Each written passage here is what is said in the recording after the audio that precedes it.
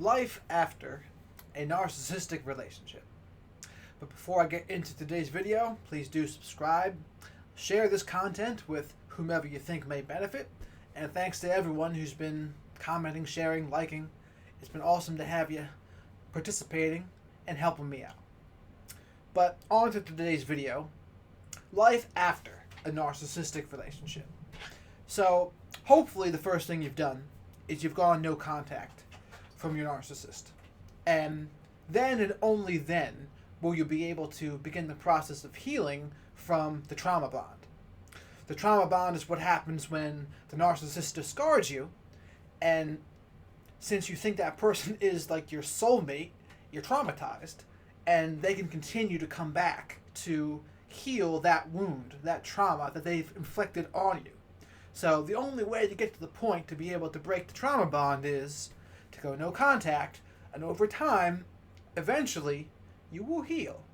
But that's where I want to pick up today's video with. It's, what does that look like after that? Because I was a person that was a little more codependent, was a little more of a love addict. I was a believer in the soulmate myth, or the one. And subconsciously or consciously, I was waiting for another person to come into my life and make everything all better. And that's exactly what the narcissist I was with made me feel like at first. It made me feel like everything was all better.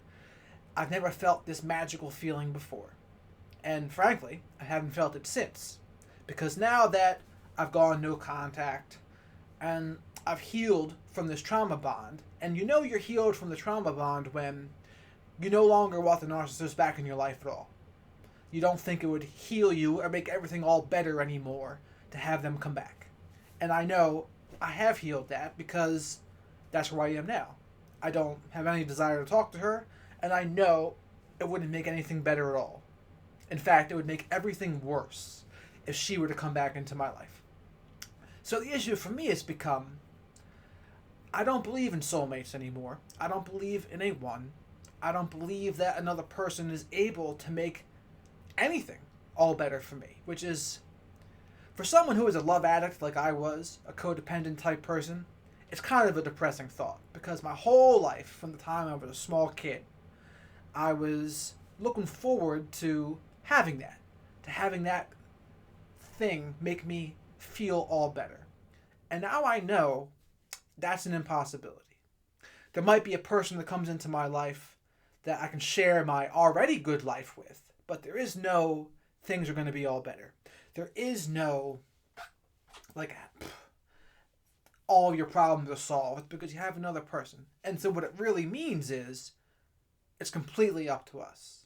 And that level of responsibility can feel like a huge burden, really, because the only things I really get too much enjoyment from anymore is my work and my sense of purpose.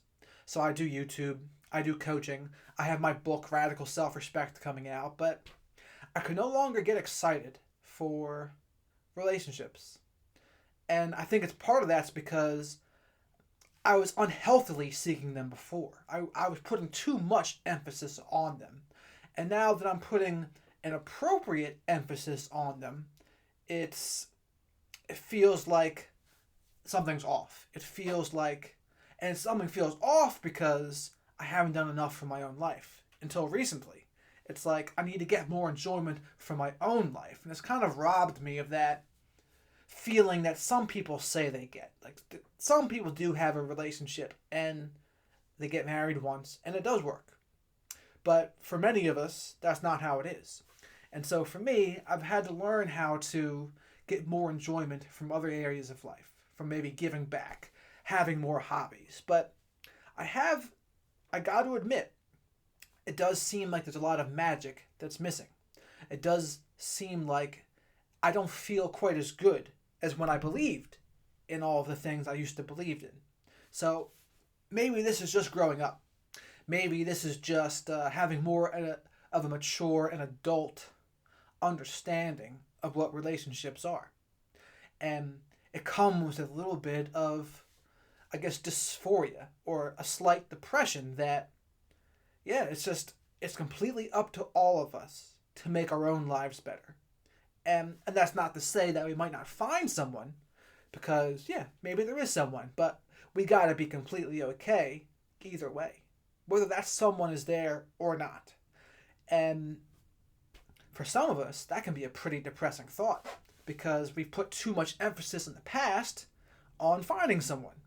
So most of the people who have encountered narcissists are a little more idealistic, are slightly codependent, or have love addictions, and so it makes them vulnerable to a narcissist, because they're dying for someone else to come in there and make everything all better.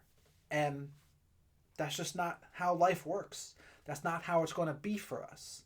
And it's actually a good thing, because I've become a stronger person because of what happened to me.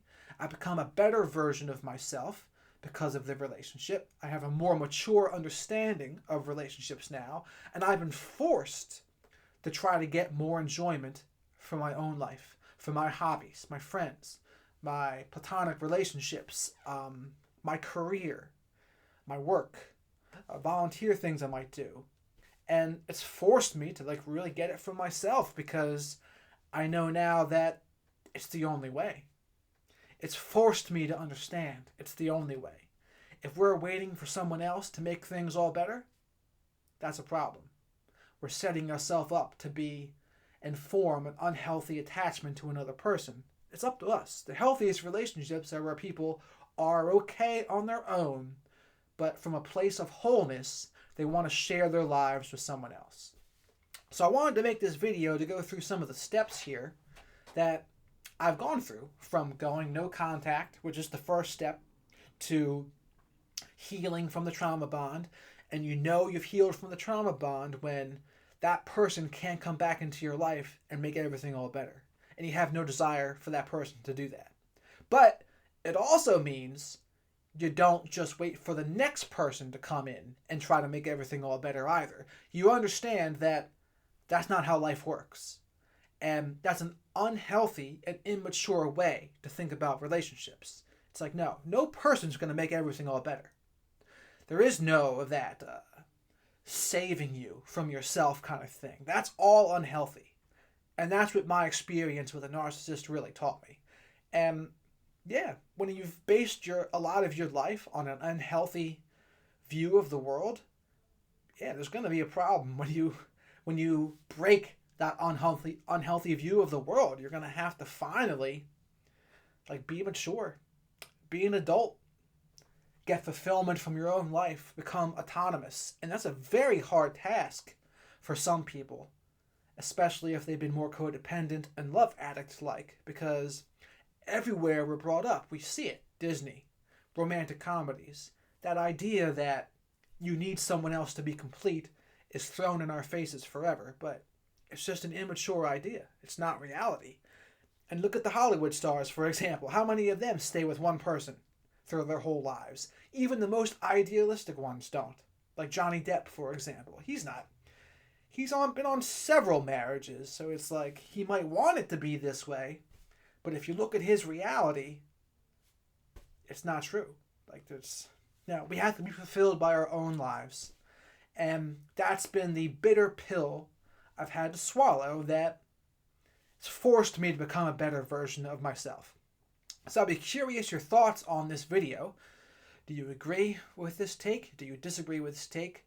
How have you dealt with things going from no contact to breaking the trauma bond? And what kind of things gave you fulfillment? Because you can't just go back to enjoying or hoping another person makes everything all better. It's like, what in your own life did you turn to give you that sense of fulfillment? Was it helping someone else? Was it a hobby? Was it your career, your purpose? I'd be very curious to hear your guys' thoughts. So with that, thanks for watching, and have a good one.